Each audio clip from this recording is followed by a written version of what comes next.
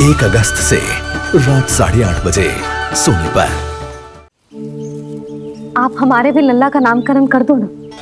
पुत्री, ये क्या कह रही हो तुम?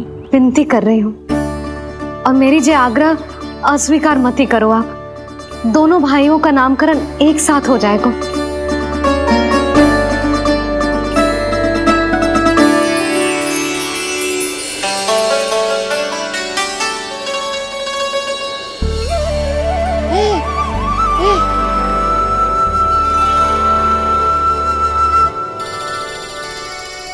कितने प्यारे और निर्दोष बालक हैं।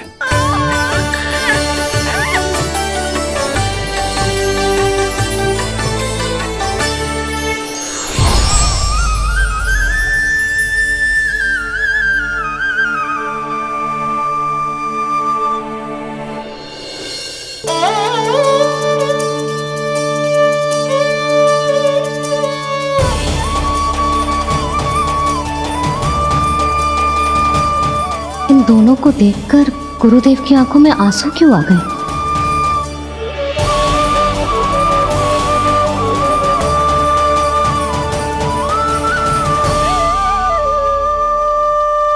ये क्या कर रहे हैं ऋषिवर?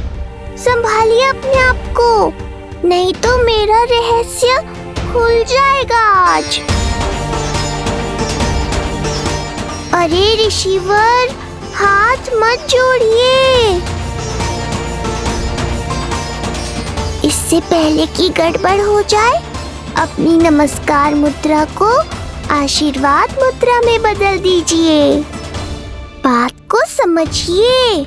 मैंने ये अवतार मैया और लल्ला के अद्भुत संबंध का अनुभव करने के लिए लिया है, पर आपकी भावुकता के कारण यदि मैया को मेरा सत्य पता चल गया तो ये संबंध ही बदल जाएगा।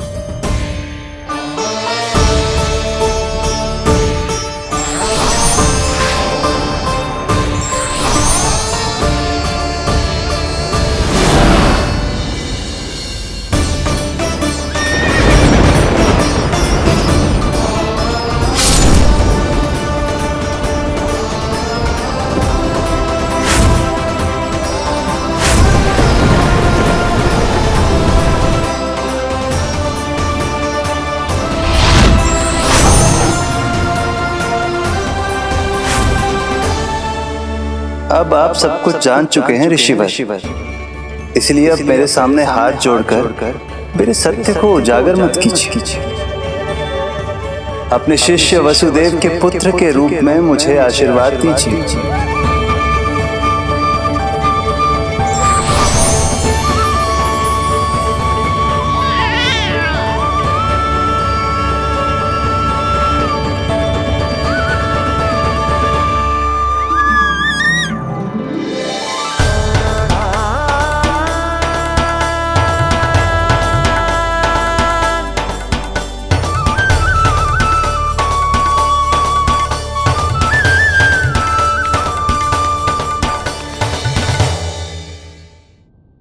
ऋषिवर, आप मौन क्यों हैं? और आपकी आंखों में आंसू? सब कुछ ठीक है ना? अब तो आप हमारे लल्ला का नामकरण करोगे ना? इन दोनों का नामकरण करना मेरा सौभाग्य होगा पुत्री।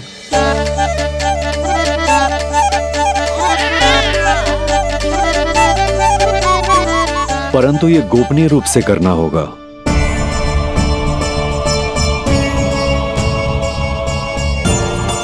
अवश्य ही स्वामी का आग्रह होगा, ताकि कंस की बुरी दृष्टि हमारे पुत्र पर ना पड़े। ये तो बहुत महान ऋषि हैं, इन्हें कंस के अत्याचारों के बारे में अवश्य पता होगा। अपनी संतान का नामकरण संस्कार करना एक मां के लिए उत्सव से कम नहीं होता है, पर यह छुपकर करना होगा। आप दोनों को स्वीकार तो है ना? जैसी आपकी आज्ञा गुरुदेव। स्वीकार है गुरुदेव। तो फिर कहाँ करना है हमें नामकरण का प्रबंध? गुरुदेव, मंदिर सही रहेगा? उससे पवित्र स्थान तो हो ही नहीं सकता है। ऋषिवर, आप तनिक विश्राम कीजिए, हम लोग प्रबंध करते हैं। मैं कुछ समय इन बालकों के साथ व्यतीत करना चाहूंगा। ये तो इनका सौभाग्य होगा। हमें आज्ञा दीजिए।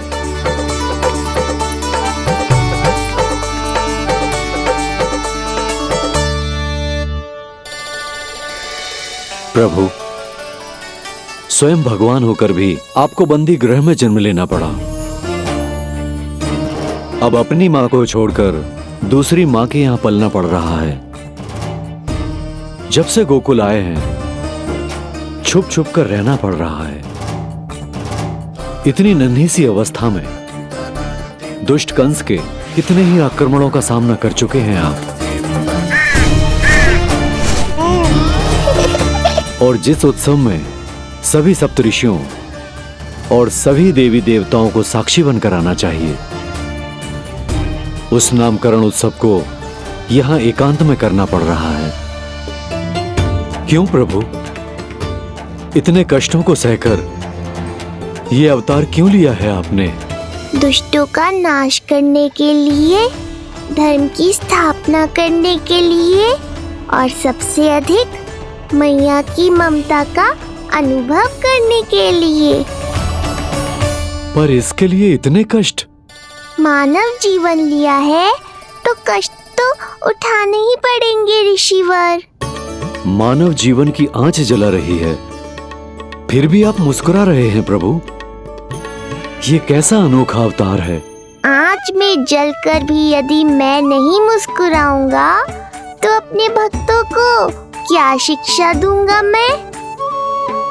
आज एक कंस का प्रकोप है, भविष्य में सहस्रों कंस होंगे और आने वाले युगों में होंगे अनगिनत कंस। उस समय मेरे भक्तों को पता होना चाहिए कि अपने कष्टों को कैसे सहना है और धर्म के पथ पर अडिग कैसे रहना है।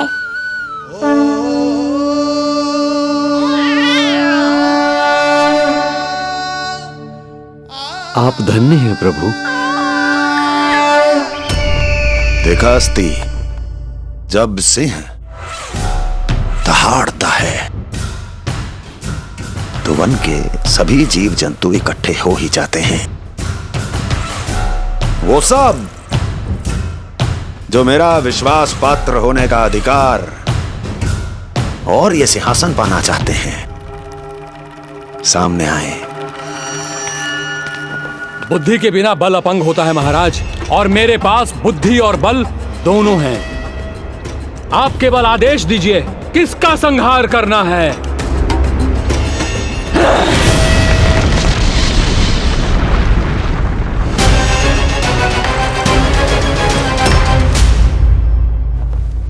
सारी तैयारी हो गई। बोलो। आप गुरुदेव को बुला लो, मैं रोहिणी जीजी और बालकों को ले आती हूँ। यशोदा, तुम रुष्ट तो ना हो ना मुझसे? मैं भला रुष्ट क्यों होने लगी? नहीं, तुम जो उत्सव बड़े धूमधाम से करना चाहती थी और बहुत प्रसन्न हूँ मैं कि हमारे लल्ला का नामकरण स्वयं ऋषि गर्ग पूरे विधि विधान से कर रहे हैं। मैं समझ गई, उत्सव बड़ा हो या ना हो, प्रसन्नता बड़ी होनी चाहिए। अरे मैं तो इतनी उत्साहित हूँ कि दोनों भाइयों का नामकरण आज के शुभ मुहूर्त पे हो रहा है। तो इससे पहले जो बीत जाए, जाओ। आप ही बुला लो।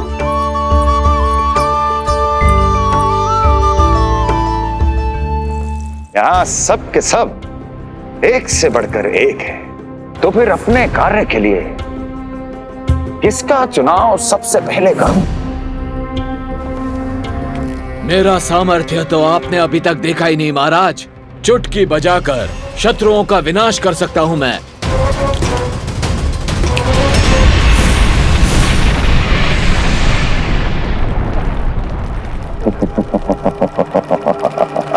वाह! किंतु आपने तो बताया ही नहीं कि करना क्या है। वध, वध करना है, एक नवजात बालक का वध। उसे साधारण बालक मत समझना। गोकुल में नंद के घर पल रहा वो बालक विष्णु का अवतार है।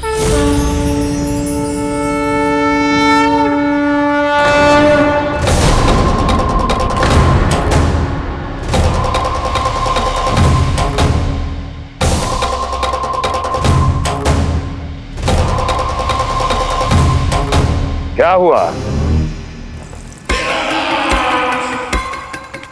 इतना सन्नाटा क्यों छा गया? क्षमा कीजिए महाराज, पर मैं नन्हे बालकों के साथ हिंसा नहीं करता। विष्णु अवतार बड़ा छलिया है महाराज, मैं उसका मुख भी नहीं देखना चाहता।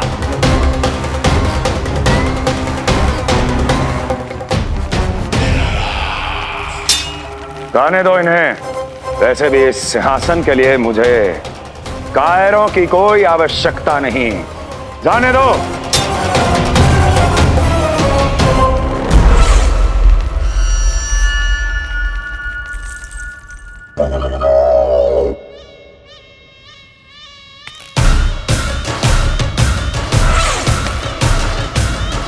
दुर्जय, क्या कहा था मैंने कहा था केवल वही आए जिनके हृदय में साहस का ज्वालामुखी धधकता हो, जिनकी तलवारें पर्वतों का सीना चीरने के लिए व्याकुल हो, जिनकी संकल्प शक्ति इतनी दृढ़ हो कि वो मृत्यु से टक्कर ले जाए। वही होगा इस सिंहासन का असली अधिकारी। महाराज,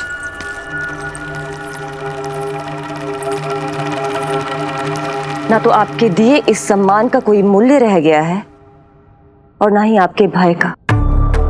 अभी अभी आपने ही कहा था ना कि जब वन में कोई सिंह दहाड़ता है तो उस वन के सभी जीव जंतु एक जगह एकत्रित हो जाते हैं, परंतु उसी वन में जब कोई बब्बर सिंह दहाड़ता है तो वही जीव जंतु भय के मारे इधर उधर भागने लगते हैं। निश्चित ही वो बालक इन सब के लिए बब्बर सिंह बन चुका है। उसका भय हमारे साम्राज्य की नींव हिला रहा है महाराज।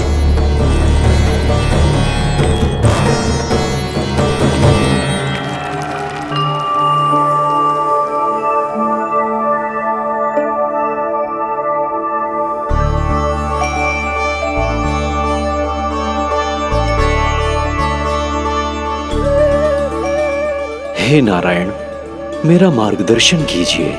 हे मां सरस्वती, मुझे आशीर्वाद दीजिए ताकि मैं दोनों बालकों के लिए सर्वोत्तम नामों का चुनाव कर पाऊं।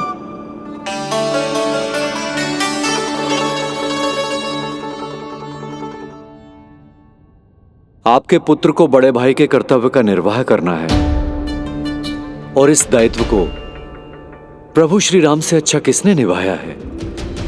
जैसा अटूट संबंध उनका अपने भाइयों के साथ था, मैं श्री नारायण से प्रार्थना करता हूं कि वैसा ही प्रेमपूर्ण संबंध इसका भी अपने छोटे भाई के साथ हो।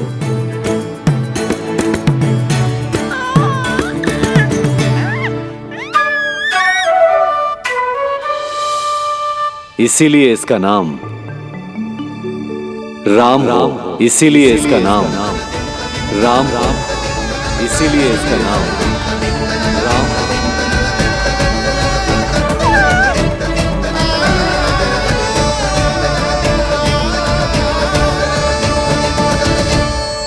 बड़े भाई में आदर्श, न्याय, संकल्प बल के साथ साथ शारीरिक बल भी होना चाहिए। मैं देख पा रहा हूं ये बालक इन सब बलों के लिए जाना जाएगा। इसलिए जो नाम इसके व्यक्तित्व के लिए सबसे उचित है वो है बलराम।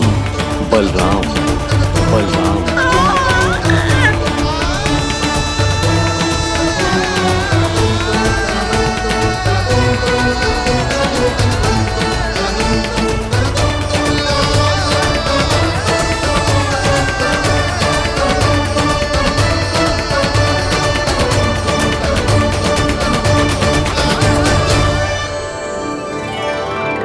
बलराम।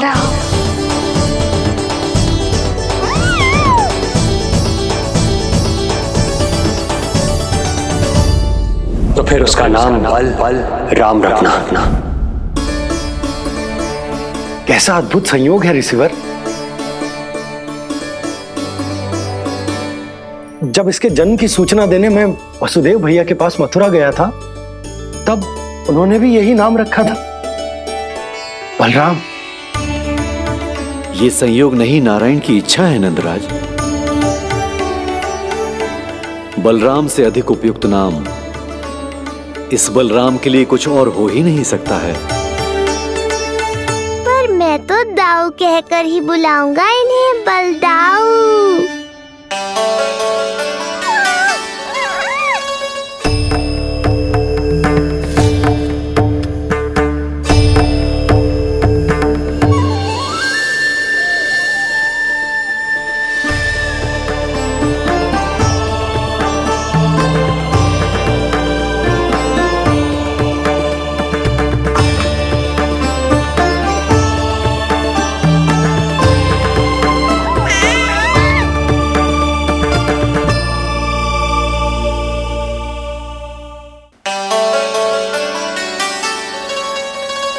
सुना पुत्र, आज से तुम्हारा नाम होगा बलराम। बलराम बलराम।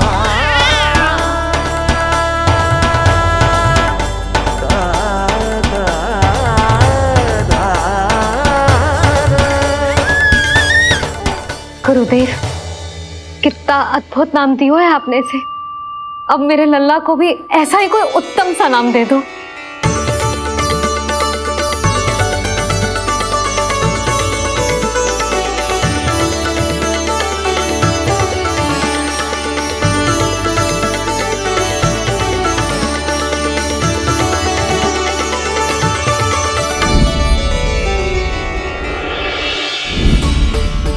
ये कठिन दायित्व आपने ही मुझे सौंपा है प्रभु। इसे निभाने की क्षमता भी आप ही दीजिए।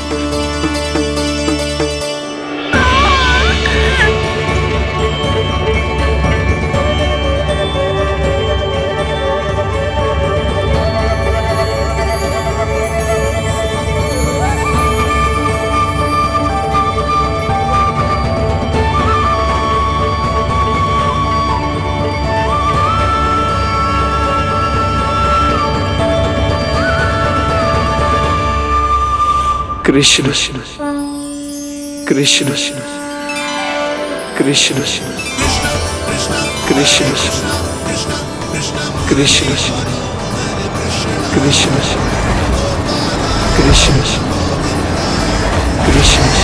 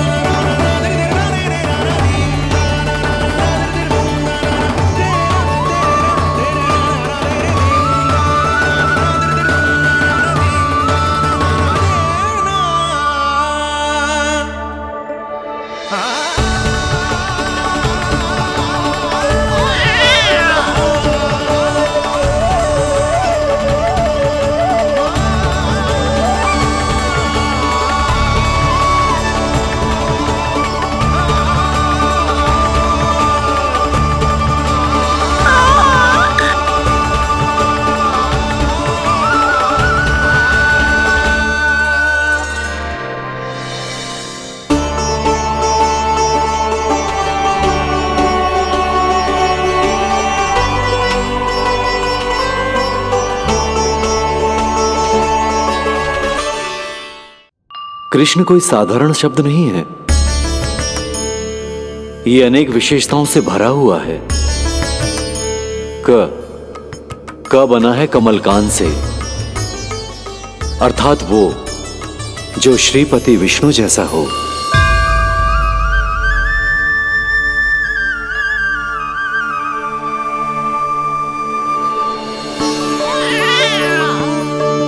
री की उत्पत्ति हुई है श्री राम से, अर्थात वो जो सबके हृदय में बस जाए। श ऐश्वर्य के स्वामी विष्णु के लिए, अर्थात वो जो समृद्धि लेकर आए।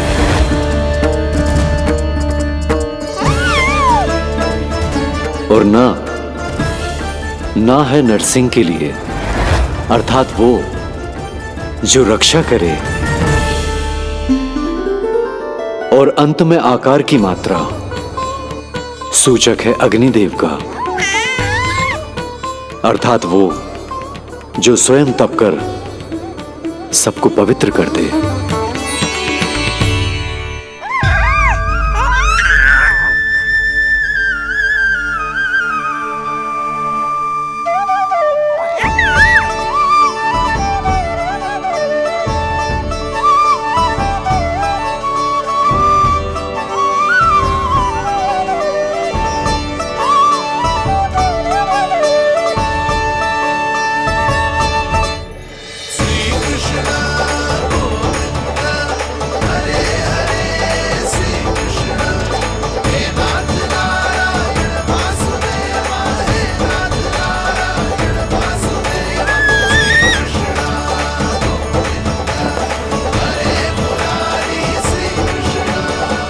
आज से तुम्हें सारा संसार जिस नाम से पहचानेगा वो नाम है कृष्ण। वो नाम है कृष्ण। वो नाम है कृष्ण। वो नाम है कृष्ण। कृष्ण कृष्ण कृष्ण कृष्ण कृष्ण कृष्ण कृष्ण कृष्ण कृष्ण कृष्ण कृष्ण कृष्ण कृष्ण।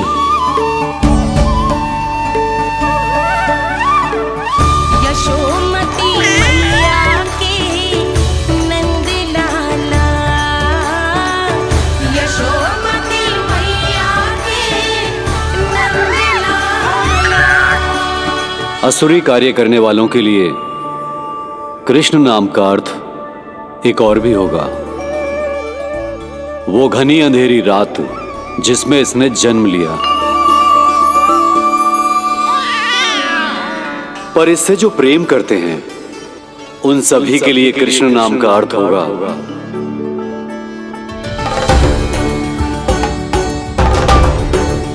अतुलनीय सुंदरता और अथाह प्रेम।